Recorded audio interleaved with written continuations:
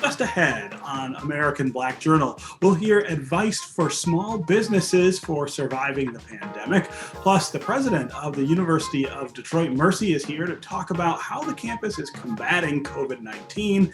And we're going to be treated to a special dance performance. Stay right there. American Black Journal starts now.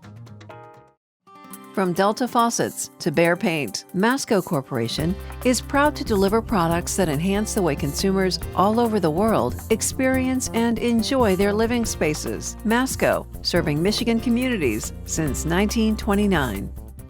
Support also provided by the Cynthia and Etzel Ford Fund for Journalism at Detroit Public TV.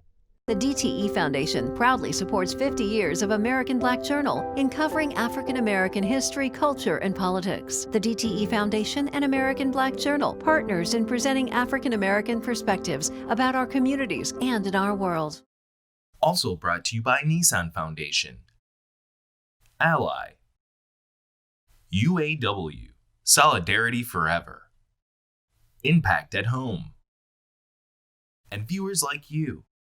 Thank you.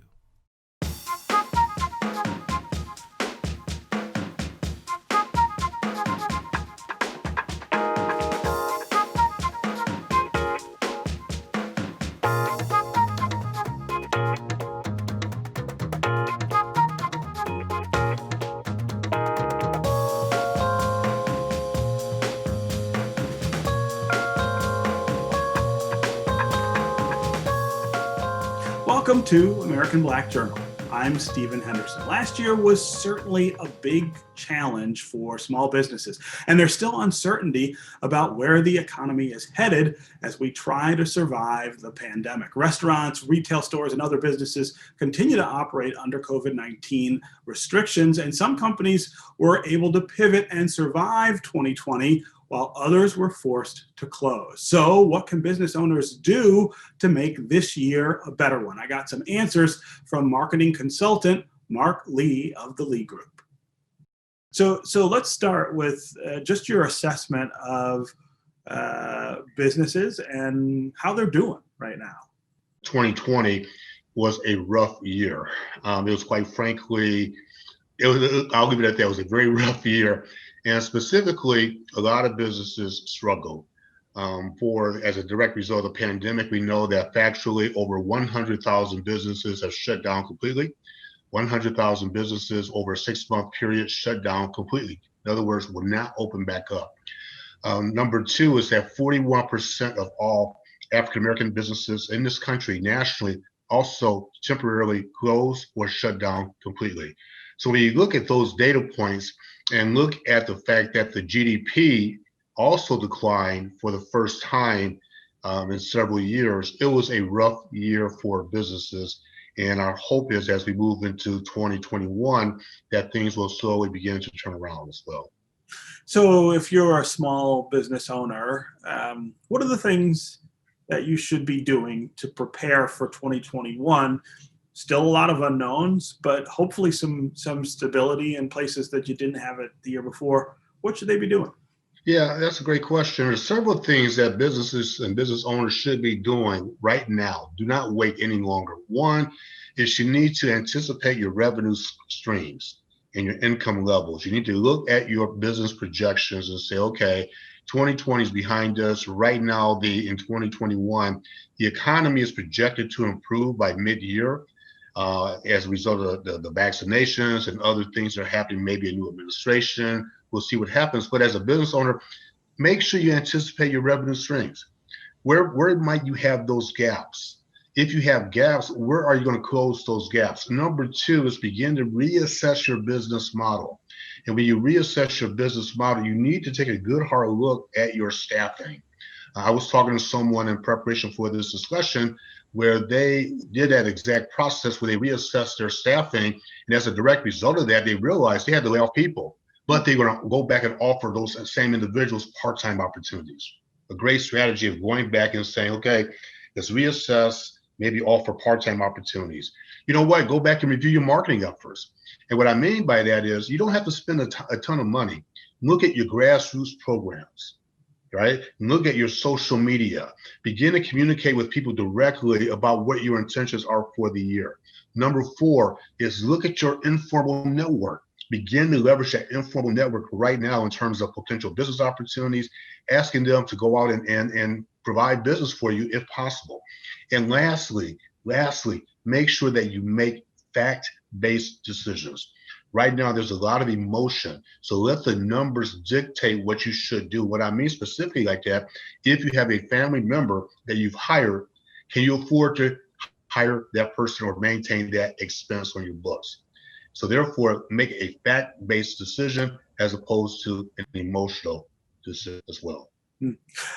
Is there more help for businesses that will be out there, and particularly for minority-owned businesses? Is there going to be help targeted at that community, which of course took a much bigger hit, it always does, than other businesses did because of the pandemic?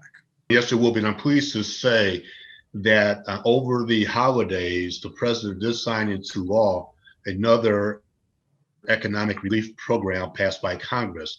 I would encourage those of you viewing today to go out and do your research. There are over $400 billion, I believe, in economic relief for small businesses. And that's going to be round 2 of the Payment Protection Program, which will be administered by the Small Business Administration.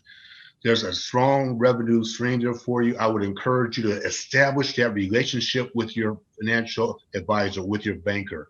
One of the reasons that Black businesses struggle, Stephen, quite frankly, is that many of those businesses did not have a relationship with their banker. They need to go out and establish that relationship now. Number 2 is there's a $100 million fund that will be focused on supporting small businesses in the city of Detroit and across Metro Detroit. It's called the Grow Michigan Fund 2. And that's going to be in conjunction with the First Independence Bank here in Detroit.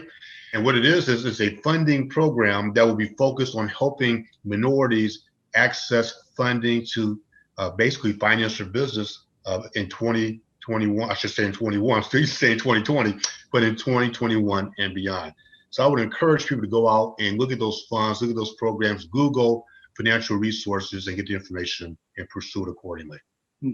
Are there things that minority businesses should be doing that other businesses don't have to worry about this year? Are there things that because of the pandemic we ought to be more focused on in our community? We need to be more focused, quite frankly, on supporting Black businesses, right? We need now with the opportunity to shop local. We've heard that phrase a million times over the holidays. We really have to support, not just with our mouths, but with our pocketbooks, with our purses and our wallets. We need to be going out and supporting these businesses. We need to help to spread the messaging for these businesses, because if you don't, eventually these businesses are going to shut down. So now is the time to put your money where your mouth is. I would encourage, again, everyone viewing this today to go out and support that small business owner. It's critical. Yeah. So I was in downtown Detroit recently on a weekday afternoon, and it felt to me as though it was 2007 again. So not the 90s when everything was going away, but the kind of beginning of the rebirth that we had over the last 10 or 13 years. And of course, look, we're in the middle of a pandemic that still we don't have control of, and people are being encouraged not to gather in public and things like that. But it did still really worry me, and it worried me how many storefronts I saw that were dark. That doesn't mean they're gone, but they're closed. And I started to think about where we'll be when this is all over in our sort of just getting back on its feet downtown. I mean, I really felt like right before this happened, we were hitting a new kind of stride in terms of growth and reattracting businesses and welcoming minority-owned businesses to the picture in a way that hadn't happened before. How much of that have we lost? A lot. I think that the momentum will come back. Is it going to come back to where we were back in 2007? or even pre-pandemic, it's going to take a while, and I'm being rather candid here, it's going to take a while for that momentum to come back, because you're right, we had a lot of resources, a lot of investment dollars were coming downtown, even pre-pandemic. A lot of those investment dollars were coming downtown. Now, let me kind of put people at ease a little bit here. While we are in the midst of this pandemic, again, the economic forecasters are saying that we should see unemployment rates come back down later this year. We should see the GDP grow again later this year. Expect a full recovery by the middle part of 2022, assuming the pandemic is under control and that the vaccine is out there. So as it relates to the city of Detroit, I would anticipate that we're going to come back, but it's going to take a while. It's going to take a lot of block building, and foundational building, and resource building to get that momentum back to where it was. But it's going to take a while to get there. And I'm anticipating most of this year, quite frankly, for us to build that momentum back. So you don't think an elongated time frame for that, or do you think we got to be patient? We have to be patient. Think about this. We've been in this situation now for what? And that's our 10th month, I believe, where the first case was reported back in February or March of last year. So it's taken us 10 months to get to this point. It's going to take us at least a year to get out of this. And so I think right now, the way we need to view this is that 2021 should be a foundational year. Let's focus on business recovery and sustainability, and anticipate that in 2022, I know it's a long ways off. It sounds like it's a long ways off. At that point, we should begin to reap the benefits again, assuming another pandemic doesn't come along and things like that. But assuming that we get this new administration up and running, other things out there, I would anticipate that 2022 will be a much stronger year, but we have to use this year to build the foundation and go back to basics. Of course, COVID-19 has really disrupted education, and that's true for higher ed as well. Lots of schools going almost all virtual to keep their students and their staff and their teachers safe during the pandemic. University of Detroit Mercy President Dr. Antoine Garibaldi wrote an op-ed in the Detroit News recently about how that McNichols campus is dealing with the pandemic. Meanwhile, the university is moving ahead with a multi-million-dollar renovation project. First up is a complete reno of the student union, and the goal is to create a more contemporary environment to attract and retain students. I spoke with Dr. Garibaldi about all of the changes happening on his campus. I want to start with how the university is coping with the pandemic. I've talked to, I think, all of the university presidents in Southeast Michigan about how they're doing it. And it's really interesting to see how, for everyone, it presents some common challenges, but it also presents some very specific challenges depending on the campus. So tell me what the story has been like at U of D Mercy. Well, we've been very, very fortunate in that on our three campuses, we've done things a little bit differently, but yet some things have been also very much the same. One of the primary items I would say is because we are largely a commuter institution, we don't have nearly as many students on campus. So we've had about 400 to 500 students who have actually been living on the campus. And we have had classes in a hybrid flex mode. So a lot of our classes are virtual, but at least 40% of our classes during the summertime as well as during the fall were classes that were in person. So students had those chances and opportunities to select the kind of classes that they would like to take. In the case of the law school, all of those classes have been virtual, and that's worked out just fine. In our School of Dentistry, it has been a little different because the dental students obviously need to have more clinical experiences. So the first and second year students are in more what we call didactic classes, and not nearly as many of the laboratories. So we've been able to work that out in smaller settings and smaller classes. And then fortunately, our clinics were reopened again after having been out for about 3 years in the School of Dentistry. So that the third and the fourth year students were actually able to bring back their patients and to be able to work very closely with them in an ordinary setting. And as I said, social distancing, wearing a mask, all of those things, we've been able to take care of that. But a lot of it has just really been focused on the safety and health and wellness of our students and faculty and staff. So it's gone very, very well for us. Are there things that the vaccine, which is now with us and being distributed, are there things that changes about U of D Mercy, and do you have a plan to try to be part of the distribution of the vaccine the way some other universities are? Right. Well, in our case, probably it won't be until the spring or the summertime that many of our students will have the opportunity to get the vaccine. Certainly for many of our faculty and staff, we're going to encourage most of them to get it unless their physicians indicate that it might not be a wise thing for them to do. But all of our plans have really been focused in on the vaccine development. So we've been working very closely with the state. We've worked very, very closely with the city as well, too. And I think when we get to next fall, if a lot more Americans have taken the vaccine, we'll be able to do some things with social distancing and also wearing of masks. But that will certainly be a very, very important precaution. Our student athletes, for example, we have over 300 of them.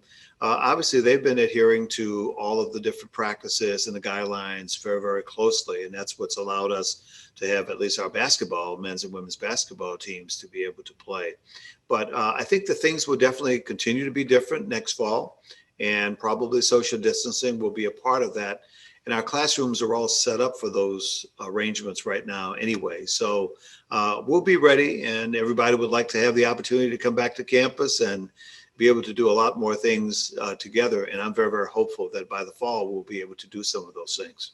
You know, I've heard from a lot of people and from some folks in higher ed about things that had to change for the pandemic that maybe it doesn't make sense to change back once things get back to normal.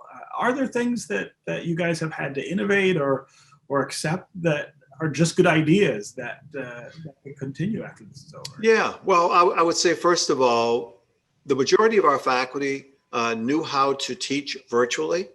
I would say that some of those instructional practices have been improved as a result of that. We have what's called an instructional design studio, and we're very fortunate that we received the grant very, very recently to have something I've wanted here for quite a little while, Center for Excellence in Teaching and Learning. So we'll be able to do some things differently. I've joked with some of the students and with the faculty and staff and said, well, you know, this may really just terminate what we knew as snow days, because if the snow comes, then we just do things virtually. But in all seriousness, I think that it has allowed faculty to be innovative and also to be creative about it. And students who were first anxious about all of this, switching and transitioning to virtual learning, have come to accept it and realize that, yeah, they can get great learning by also having this virtual interaction with their classmates as well as their faculty and staff. But at the end of the day, everybody really does want to be together again. And so I think that we'll be able to learn a lot from what we've experienced over the last 10 months.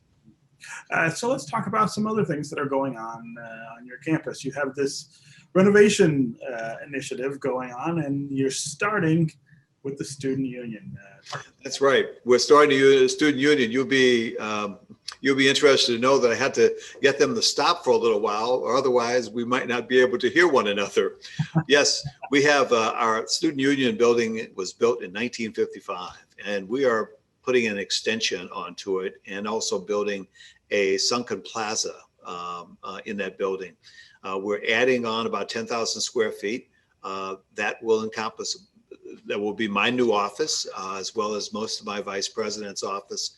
It'll bring the admissions office into the student union, financial aid, student services, and the like. We're really making a $55 million investment here on the campus to really renovate and also upgrade much of what we have had here on the McNichols campus over these last 90 plus years. And so it's going to really be great for the students because they'll have a lot more places that they can come together and also lounge here. We're also eliminating deferred maintenance from our portfolio. And buildings like the one that I'm in right now, the Fisher Center Administration Center, that building will eventually be demolished. And also we have a couple of other buildings, Rita Hall, which was an office building for the faculty. And fortunately, Stephen, those things were in the works before we had the pandemic. And I think that as a result of the pandemic, we've probably gotten a little bit, ahead of ourselves in terms of some of the work that's going on right now here on the campus. So certainly by next December, we hope that we'll have that expansion all done.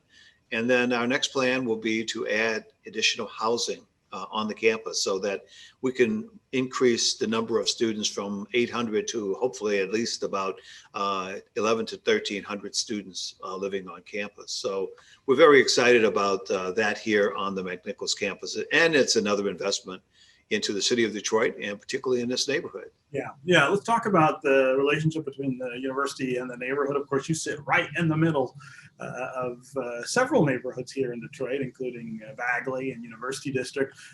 Over the years, there's been a lot of effort to enhance that relationship and talk about the fortunes of the university going along with the fortunes of the neighborhoods. In other words, making it all kind of one together. How is that going, and how does this renovation, this real investment that you're making, affect all of that? Well, it all goes hand in hand. And, this is my 10th year here at the university. And you may recall when we first started talking, we talked about really doing more in the neighborhood. And I'm very pleased that the Kresge Foundation, along with the university, founded Live 6 Alliance, Livernois 6 Mile Alliance. And it's now been a little bit more than 5 years, about 5.5 years now. It's being led now by Dr. Geneva Williams, who has provided some really dynamic leadership. We have 5 staff members as well, too. So a lot of the renovations that we've recently had, for example, on McNichols between Livernois and Wyoming is just about completed. During the pandemic, Live 6 Alliance, which is now officially a 501c3, I continue to be the chair of the board, but we've really done a lot of things helping the local businesses along Livernois in particular with some of their lost revenues that they had when the pandemic came along, and then also when the streets were being expanded and the sidewalks were being expanded. So we've been fortunate that in addition to the Kresge Foundation, we've had some great contributions from most recently TCF, the Baumer Foundation. Kresge is very, very strongly in support of that. A number of other major foundations, Hudson Weber. And a number of these things we've been able to do by working very, very closely with the neighborhood community. And I would say that support has really been galvanized. And at the same time, Kresge, which has put in a great deal of money into the refashioning of the Marygrove campus. I serve as a member of the Marygrove Conservancy with several other individuals from there. That work is also providing some excellent bookends between the University of Detroit Mercy as well as Marygrove Conservancy so that we can really stay a very, very strong, vibrant, and very vital community. That's going to do it for us today. Thanks for watching. You can always get more information about our guests at AmericanBlackJournal.org, and you can connect with us on Facebook and on Twitter. We're going to leave you with a performance by students from the Institute of Dance at Marygrove. Enjoy, and we'll see you next time.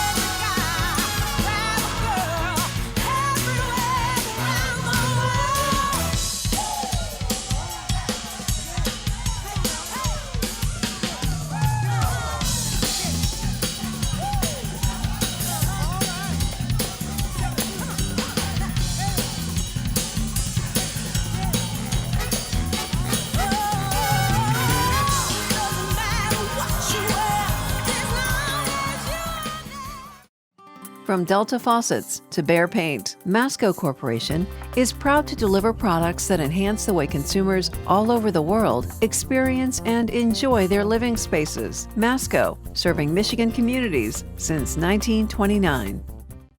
Support also provided by the Cynthia and Etzel Ford Fund for Journalism at Detroit Public TV. The DTE Foundation proudly supports 50 years of American Black Journal in covering African American history, culture, and politics. The DTE Foundation and American Black Journal partners in presenting African American perspectives about our communities and in our world. Also brought to you by Nissan Foundation, Ally, UAW, Solidarity Forever, Impact at Home, and viewers like you. Thank you.